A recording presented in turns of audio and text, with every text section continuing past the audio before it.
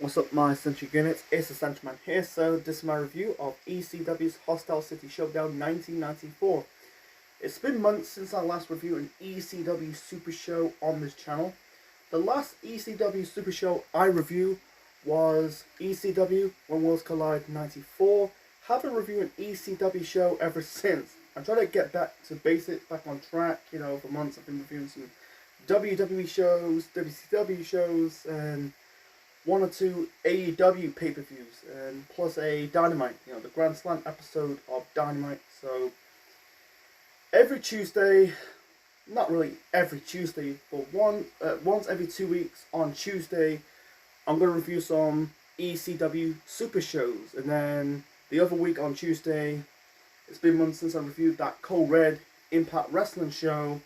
I'm going to review some Impact Wrestling monthly events. So on Tuesday, so it's like Tuesday you get 1 week an ECW review, and then the other week an Impact Wrestling review, and then on Wednesday you get a WCW pay-per-view review, or I'm trying to go back and review some Clash of the Champion shows. It's been months since I reviewed a Clash of the Champion show. Anyway, so yeah, I'm reviewing ECW's Hostile City Showdown 94 at the ECW Arena in Philadelphia, Pennsylvania on the 24th of June, 1994. The attendance for the show was 1,000. The commentator for the show is Joey Styles. So this is the first Hostile City Showdown in ECW history. And you can find 94, 95, and 96 on the WWE Network. I think they continue to do this until 99. I think the 97, 98, and 99 Hostile City Showdown shows. I'm guessing they're just special episodes of Hardcore TV, because after 96, and I think it's after 96 they stopped doing super. No, actually it's 97 they stopped doing super shows because they expand their pay-per-view schedule. So I don't know. Anyway, so this show is basically a follow-up to When Worlds Collide. A lot of rematches from Worlds Collide on this show. So the first match to kick off the show, we got Tommy Dreamer taking on Hack Myers. Dreamer was booed in this match on this show. Fans were chanting "Dreamer sucks." I think before the start of this match, Dreamer was holding like some football jersey or a hockey jersey and stumped it onto the ground in the ring. He was doing. This is before Dreamer is doing the elevator of violence. He was kind of like this pretty boy thing. You can tell like ECW. You can tell they're trying to find that identity. They're not really. You can see on this Wikipedia page I'm reading right now. Like, it says NWA Eastern Championship Wrestling, so I don't know when they become Extreme. So you can tell, like, still finding an identity for the company, but he's not the elevator of violence yet. That'll probably in I think it was like later on in 94 and 95, and he became the elevator of violence ever since. Anyway, so the match between Dreamer and Hack Myers, it was a nothing match. It wasn't bad. Wasn't fantastic. It was an okay match, just a standard match to kick off the show. It was a thumb in the middle match. In the end, Dreamer just hit Hack Myers with a diving splash off the top rope for the win. After that, the show went absolute shit ever since. So the next match, it was supposed to be Chad Austin taking on Donnie Allen. Unfortunately, the match was thrown out due to the attack by 911 with Paulie Dangerously, aka Paul Heyman, in his corner. 911 came to the ring. I think it's a double choke slam on Chad Austin and Donnie Allen. Then you had Todd Gordon attack, or I think he punched or shoved Paulie Dangerously, because at this time Todd Gordon and Paul Heyman, I think they were running ECW together. I'm guessing Heyman. I don't know if Todd. I think they are running ECW together, I'm trying to do my research. I think at this moment in time, I think Heyman took control. I don't know. This is kind of like confusing, man. I think they were running ECW at this time. Anyway, so... And then 911 chokeslammed Todd Gordon, and then Tommy Dreamer came to the rescue, and then 911 for the third, I think it was the fourth person, because he goes 911 chokeslam Donnie Allen and Chad Austin, and then Todd Gordon. Now he ended up, chokeslam Tommy Dreamer, and that was it. So it's not the last time we'll see 911 on this show. So yeah, like I said, the show went absolute shit after this, after the opening match. So the Chad Austin Donnie Allen match was more, actually it's not really a match, it's more of an angle, making 911 this beast. So it's not, yeah, like I said, not the last time we'll see 911 on this show. So the next match, we got the Tasmaniac. The Tasmaniac, that is Taz, taking on the Pitbull. The Pitbull is Pitbull #1 Gary Wolf. I think with Jason. Jason is the sexiest man alive. This is in a dog collar match. So, yeah, in the first match at Worlds Collide, you had Gary Wolf attacked, really hit Taz with the dog collar to win the first match at Worlds Collide. So it set up this match on the show. So, yeah, I'm gonna read it out. So, at Worlds Collide, the Pitbull, Gary Wolf defeat Taz by using a dog collar. Then on the 17th of May's episode of Hardcore TV, Taz calls Pitbull Gary Wolf, the ECW television title against Mikey Whipwreck. He wasn't the champion. He lost the TV title match to Mikey Whipwreck. We'll get to Mikey Whipwreck later on in this review. He's on compete in a match on the show. And then on the 31st of May's episode of Hardcore TV, it was announced that the Tasmaniac would face Pitbull in a dog collar match at Hostile City Showdown. And the dog collar match sucked. Fucking sucked. Boring as fuck. And this is 7 minutes, by the way. I checked the Wikipedia page. 7 minutes. I thought it was like 15 minutes. It felt like it was 15-20 minutes. This was boring as shit. And this was confusing. I thought it was a dog collar match, but instead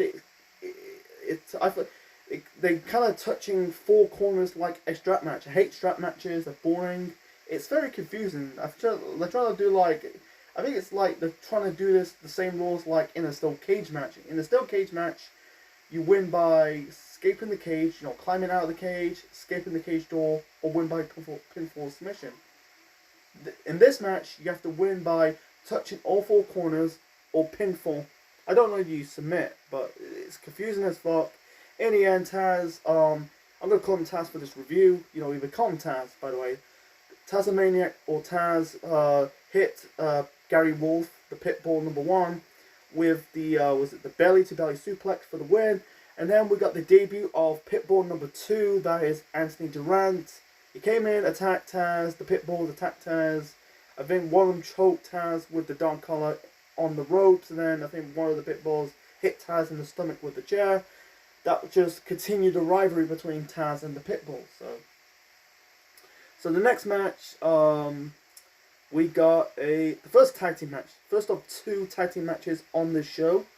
We got the Bruise Brothers, that is Don and Ron Bruise, the future Harris twins and future Creative Controls. That'll be in the late 90s, early 2000s of WCW, in the Vince Russo era, Patrick and Gerald. They taken on Mr. Hughes and the ECW World Champion at the time, the franchise Shane Douglas. Like I said, just a rematch from Worlds Collide. They had the match at Worlds Collide, and I think they had another tag team match on an episode of Hardcore TV. Instead of another tag team match on the show, instead of a multi-man tag team match, it was just a normal tag team match. So, match sucked. Match sucked between the Bruce Brothers and Hughes and Shane. Shane Douglas, I'm trying to say, not comparing him to Shane McMahon. They both got the real names is Shane Douglas. Shane Douglas is his actual real name. Look it up. No, it's Troy Allen Martin. Sorry. Sorry, by mistake. Anyway, so, match sucked. It was more like a brawl than an actual tag team match. In the end, one of the Bruce Brothers pinned, I think it was Mr. Hughes, for the win, and then Hughes cut a promo. I don't want to get into it, so, that was it, nearly 20 minutes. What the fuck? Let's move on. Yeah, this show is just like continuation from Worlds Collide. Yeah, who the fuck? What are they drinking? Who's running the show? I'll say it in my final rating for the show. It's not gonna be a good one, folks. So yeah, the next match, another rematch from Worlds Collide. This is a Cinnapol Kane on a pole match. So we got Tommy Cairo with Peaches. Peaches is the real life wife of the Sandman, taking on the Sandman with Woman in his corner. Woman is at this moment in this current time time period in '94. Woman was still married to Kevin Sullivan, who I think he was the booker of WCW at this time, and the future wife of Chris Benoit. So, like I said, Woman, Sandman, Cairo, and Peaches had a match. I think it was a Cinnapol K match at when Worlds Collide, and then and another rematch involving a fucking Kane, Kane. So I'm gonna read it out. So at Worlds Collide, Cairo and Peaches defeated Sandman and Woman in a Cinnapol K match.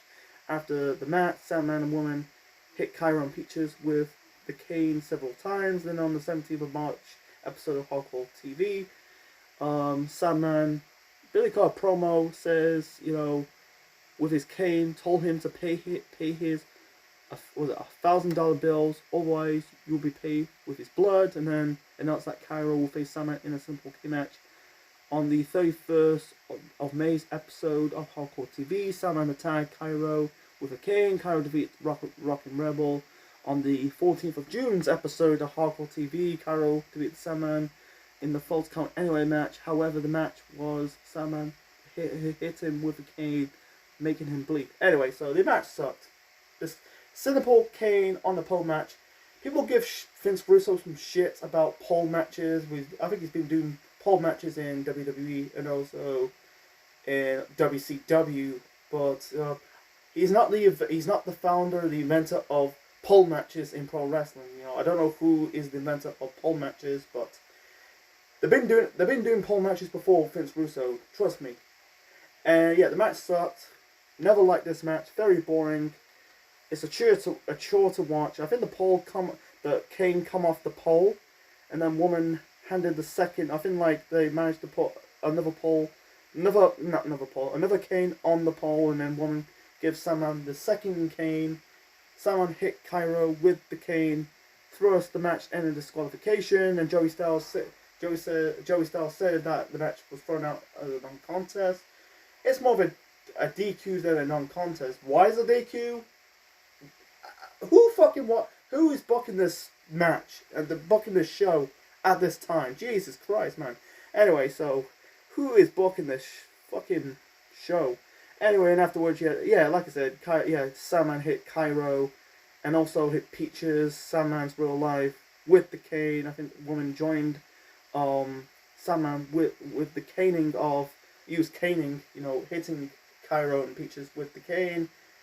Yeah, what the fuck? What the actual fuck? Let's move on to the next match. So the next match, we got the Public Enemy. That is Johnny Grunge and Rocco Rock. They were the ECW Tag Team Champions at the time, taking on the Funks. The Funks are Dory and Terry Funk. Yet the Tag Team titles were not on the line. The ring announcer says that the Tag Team titles is not on the line. This match is a non-title contest. And this is like the first match, because at Worlds Collide, the Public Enemy cost the Funks. It cost Terry Funk in a tag team match. It was at Worlds Collide. You had Sabu and Bobby Eaton defeated Terry Funk and Arn Anderson. The Public Enemy interfered. So, and then on the 17th of May's episode of Hardcore TV, Funk cut a promo and announced that would call out his brother and to get revenge on the Public Enemy. And I think Joey Styles said on Commentator this was Dory Funk's first match as a pro wrestler for 10 years. Boy, I think that was a bad mistake. The Funks at this moment in time, you had Dory Funk, You know, I checked his age in his in our current timeline. He's 81 right now. So back then he was about 53 years old when he compete in the tag team match with teaming up with his brother Terry to face the Public Enemy on this show. And Terry Funk was 50. So you got the Funks, you know, one's 50, one's almost 50, taking on guys like the Public Enemy. Grunge was about 28, and Rock, who died at the age of 49, so he was about he was 50. Fucking hell, he was nearly 50. Jeez, he was fucking 40, man. When he's like competing against the Funks in 1994, you know, that's Rock. I thought he was a bit younger. I thought he was about in his 30s. No, he was in his 40s competing against the Funks, who's in their 50s. Jesus Christ. Jesus motherfucking Christ. He ended up competing in his 40s when he was in WCW and later on in the WWF. Fucking hell. Anyway, so the match was just shit. The Funks had no business in the ring, past their prime, trying to keep it short and simple, folks. The match ended in a non-contest. Yeah, you got 911 with Paulie dangerously in his corner, tapped the referee, hit him with a chokeslam. Then the Funks fight the Public Enemy. I think Funk wrapped Rock in the wrapped his legs with, so I think it's a rope or some, I think it was a cable or rope. They were fighting on the Eagle's Nest, that is Joey Styles' commentator booth, and shut him off the ledge of the Eagle's Nest to end this match. And that was it. And then I think that set up a match at what's it called? Heatwave 94. We'll get to that show next time. So yeah, what the fuck? Let's move on. My throat's a bit dry, need a drink. Yeah, the next match, and this is the only title match on the show. We got Mikey Whipwreck, the champion, defending the ECW television title against the Rockin' Rebel. Sucked. They had the match on an episode of Hardcore TV. You can find it, just type in ECW Hostile City Showdown 1994, and you probably find the storyline on the Wikipedia page about, you know, the build up to this, you know. So yeah, yeah, I think you find, yeah, it said I think it said like they had a match, the previous match on Hardcore TV, you know, a month or weeks prior before the show. Anyway, the match sucked, by the way, with, you know, Jason in Rockin' Rebel's corner.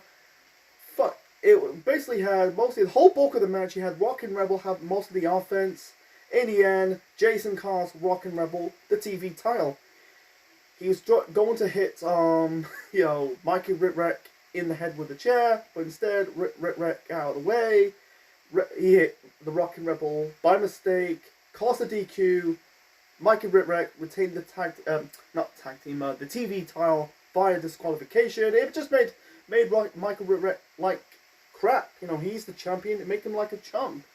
I don't think he didn't really pull up his dukes against Rockin' Rebel. Yeah, Jason got involved, and then you got Taz came out of nowhere, attack the Rock, taking on. I think Taz attacked Jason, and then you got the Pitbulls. Gary Wolf and Anthony Durant attacked Taz, and the Pitbulls and Jason stand tall. That just continued the rivalry between Taz and the Pitbulls. So moving on to the next, actually to the main event. The main event, we got Sabu with Paulie Dangerously and 911 for the third time, taking on Cactus Jack. Cactus Jack is Mick Foley, the future Mankind, and the future Doolove. And this was Cactus Jack's first ECW match because he was wrapping up his run in WCW. He was the WCW Tag Team Champion with Kevin Sullivan. Months prior, he got his ear ripped off in a match against Vader in Germany. I think Mick Foley said in a book or an interview that his future in WCW was uncertain because at this moment in time, Bischoff, you know, he's running WCW. And they're facing off Hong Kong talents, you know, with, I think like a year later, he just fights Steve Austin, he fight Cactus Jack in 94, 95 he fight Austin, and then in 1996 he fight Brian Pillman. You know, people give TNA some shit, you just, you know, like hiring WWE guys instead of the homegrown talents. This was the old TNA, but WCW was guilty doing the same thing. I know that's another topic for another time. So anyway, so the match between Sabu and Cactus Jack, I like this match. Match of the night for me. Wasn't enough to save the show. Sabu does some Sabu stuff like the Sabu splash corner. He really put Cactus Jack in, I think it was 2 tables. Like the first one he hit, he put Cactus Jack through a table with the leg drop, and then it was like onto the barricade, and then he did a moonsault onto Cactus Jack again for the second time, put him through another table. Actually, he really put him through a table, I think Cactus Jack out of the way. So basically, Sabu has known for doing botches. He's still a good worker, but sometimes he does a lot of botches. I'm trying to keep it short and simple. In the end, Paulie Dangerously, aka Paul Heyman, smacked Cactus Jack in the back of the head with his phone, and Sabu pins Cactus Jack in 13 minutes. Weak! Relying on 911 and Paulie Dangerously to help him win this match. So, weak. And afterwards, you had 911 and Paulie Dangerously further attack Cactus Jack, and Cactus Jack all immediately turned to Superman. Multiple times, dangerously once again hit Cactus Jack with the phone, and Jack attacked Paulie Dangerously, attacked 911 in the back of the head with a chair. They end up brawling. I think also you had the brawl between the Bruce Brothers, Shane Douglas and Mr. Hughes. What the fuck is going on? And then you had you got 2 promo segments to end the show. You had Mick Foley, Cactus Jack spit his WCW Tag Team title, and I think they said like they got more to come. Something like I didn't watch the promos, but I saw the Cactus Jack one, but not the Paul Heyman one. So they had I'm guessing they had the rematch probably at hardcore what's it called, Heat Wave it's called. I think it was Heat Wave. Yeah, they had no, they didn't have the match at Heat Wave. I think it was Heat Wave. I can't tell. I think they said they're gonna have a rematch. I can't tell. But yeah, Mick Foley spitting on the ECW, on the WCW Tag Team title. It's funny that like in his WCW, not WCW, but in ECW run, he ended up becoming a cheerleader to WCW, wearing an Eric Bischoff T-shirt. It's just what it is. He was a babyface in his first match, and then later on in his run in ECW, he became a heel. So feuding with Terry Funk and Tommy Dreamer. So my final rating for ECW, the first Hostile City Showdown in ECW history, 2 out of 10. What a fucking shit storm of the show. People talk about, people say about ECW's December to December 2006 was the worst ECW show they ever produced, but there's plenty of shows ECW did. On top of the original ECW, they produced worse shows. You can bring up December to December all you want, but they do a lot. They sometimes do a lot of bad shows. It's very hard. They do a lot. Yeah, it's been a lot of bad pay-per-views, but ECW done. Yeah, they produce good shows as well, but you can't just say, December 2006 was the worst ECW show they ever produced. But they did some shows that were bad, in the original ECW. So the only thing in the okay is Dreamer versus Hack Myers. The only match in the good, aside Paul Heyman, the finish of the main event was Sabu Cactus Jack. Besides that, skip the show the whole time, like Taz versus Pitbull Guy Wolf in a dog collar match. Bruce Brothers versus Mr. Hughes and Shane Douglas. That's also in the badge. Badge. Bad, sorry. The Cinnapole Kane on the pole match between Tommy Cairo and Sandman. Bad. The Funks taking on the Public Enemy. Bad. And also in the bad is a lot of 911 on this show. What the fuck? Anyway, so I hope you enjoyed my review of ECW's Hostile City Showdown 1994. Oh yeah, by the way, and Foley, Cactus Jack, a month later at the first Bash at the Beach in WCW history, he ended up dropping the tag team titles to think it was Paul Roma and Mr. Wonderful, and then also he was bouncing back and forth between ECW and Jim Cornette's promotion of what's it called, Smoky Mountain Wrestling. That was a bit on the side note to talk about. Forgot to mention it. So anyway, so hope you enjoyed my review of ECW's Hostile City Showdown 1994. Leave your thoughts on the comment section below. Smash the like button, click the bell, subscribe to the channel, be part of the Central Unit for more wrestling videos and more. In 2 weeks' time, next week I'm focusing more on reviewing the second Impact Wrestling monthly event. I think it's the Back to the Brewery or Fight to the Brawl to the Brewery. Yeah, in 2 weeks' time, I'm going to review the first heat wave in ECW's history. So this is Essential Man officially signing out, and that was my review of ECW's Hostile City Showdown 94. Thumbs down of a fucking show, of a super show. I call it a shit show. It's not really super, by the way.